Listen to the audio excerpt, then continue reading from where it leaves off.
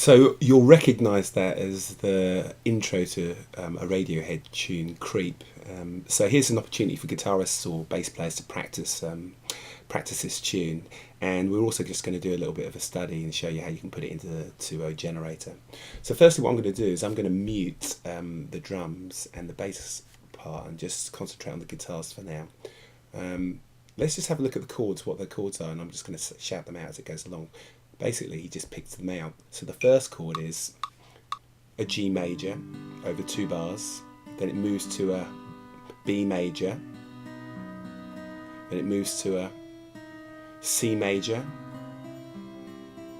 and then to a C minor, then back to the G. And "Creep," essentially that is the whole tune.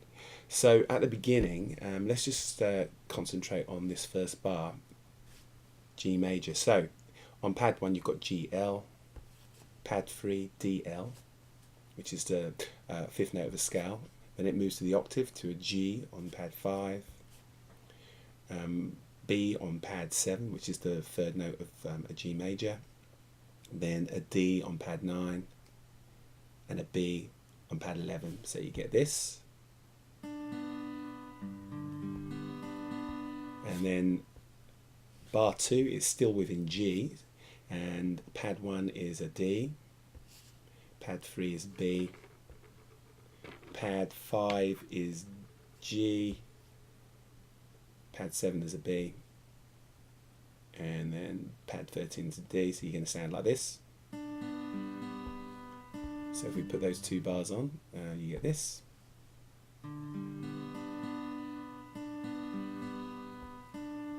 And then let's go over to bar 3, it moves to a B major, so on pad 1, B, L, which is the low note. And then pad 3, you've got a B, the octave. And then you've got an E flat, which is the 3rd note of the B major. And then on pad 7, you've got an F sharp L, which is the 5th note of the chord. Pad 9, a B. And pad 11, E flat. Sounds like this. And it's still on B major on bar 4. On pad 1 you've got E high, pad 7 E flat, pad 13 E flat, and pad 15 a B. So this chord. So those 2 bars together sounds like this.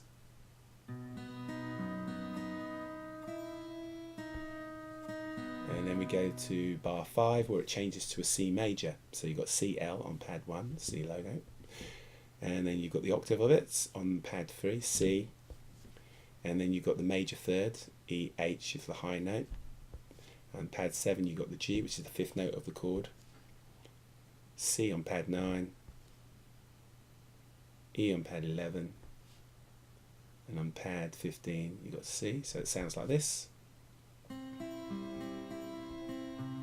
Okay, and then it's still in C major, but this is interesting. This is where you get a bit of movement. You go on F high on pad 1, and then you go on pad 3 C, pad 5 G, pad 7 you've got the E H, and then pad 13 E H, and then lastly, last chord is C minor. So we've got on pad 1 C, L. Pad 3 is the octave again, C, and then this is where you get your minor, so it's a minor 3rd on pad 5. Again, it's a 5th note of scale, G on pad 7, C on pad 9, E flat on pad 11, sounds like this. And then finally, on pad bar 8, you've got on pad 1 C, L, the octave on C3, on pad 3, and then E flat on pad 5, G on pad 7, E flat on pad 9, so it sounds like this.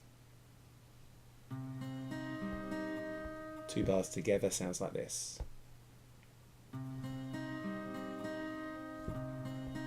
So the idea of going from a C major to a C minor is a real probably brought the Beatles made that idea famous. You hear Green Day use it. The idea of going from C major to C minor is a great device.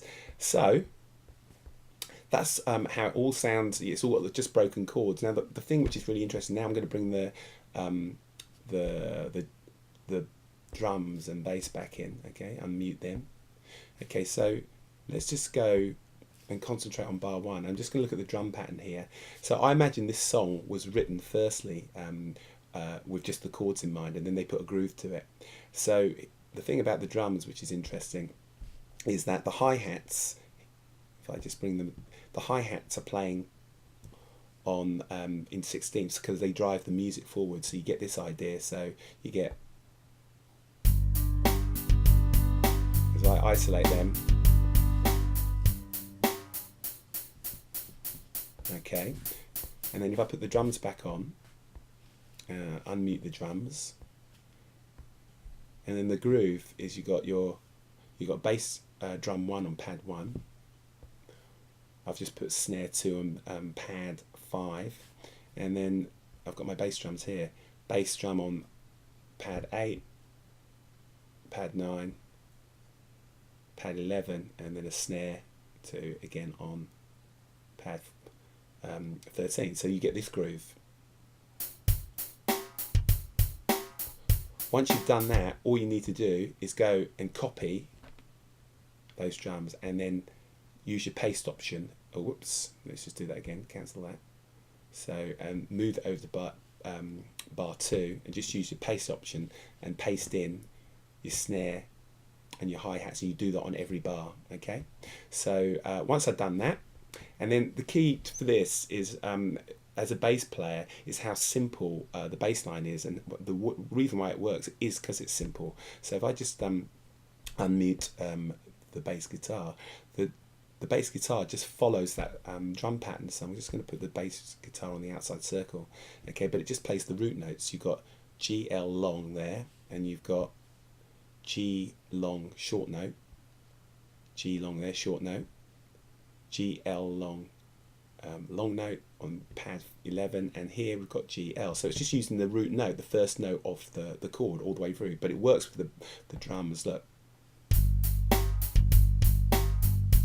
so it's following, you can see it's following the bass drum. And on bar 2, same idea, G, L long, G long, G long, sorry, G low, and then G long here, and then you get a passing note, A, L on pad 15. That's the only thing that changes. So you get this. So it sounds great.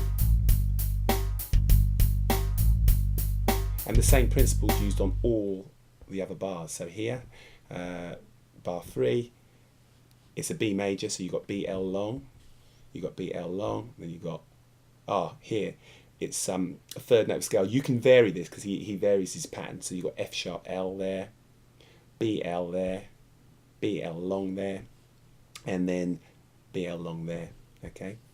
And if we go over to this bar, again, concentrating on the root notes, the first note of the chord, B, L long, whoops, that should be B, L long there, F sharp L short, B, L short, and B, L long, B, L long. Again, root notes, so take a listen to that. So it's just playing the root notes. Same rhythm. And then on pad 5, where it goes to a C major, you've got C, L long, C, L long, and then you get G long, which is like the 5th note of the chord, and you can vary that. You're messing around with the 5th notes or the major thirds. Okay, C, L there, C, L long on pad 11, and G, L there, and then on the next bar, again it's the C chord still, so it's playing the root notes, first note of the chord, C, L long, G long, which is the 5th note again on pad 8, and then C, L, pad 9, C, L long on pad 11, and then G, L. So once again, same rhythm, so you get this.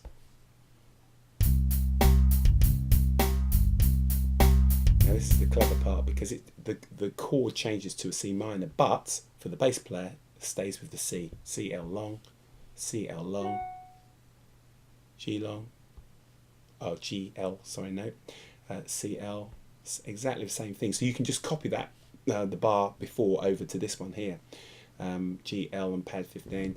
And then the nice touch here is just giving you, as it resolves itself, the bass line changes, it kind of, it just takes us back into the next bar, and you get a C long here, and then you get a D long, so it just kind of walks up.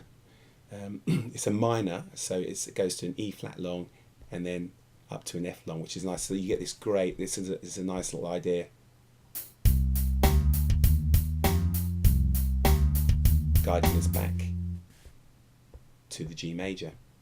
So all in all, once you put the guitars back on and you see how it works, just such a simple idea. There you go, back to G major.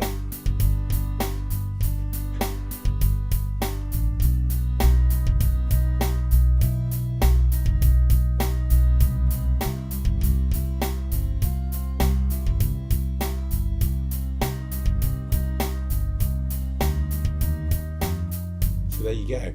So for your guitarists and all your bass players, it's great just to, you can slow the tempo down if you need to and practice along to that. And in terms of just a good idea of how you can put together a simple piece of music, it's just keeping the bass really simple with the guitar chords. Okay, so if you want to find out more about O-Generator, just go to our YouTube channel, and there's all sorts of lessons, different bands that you can practice along to, and find out how they put their music together.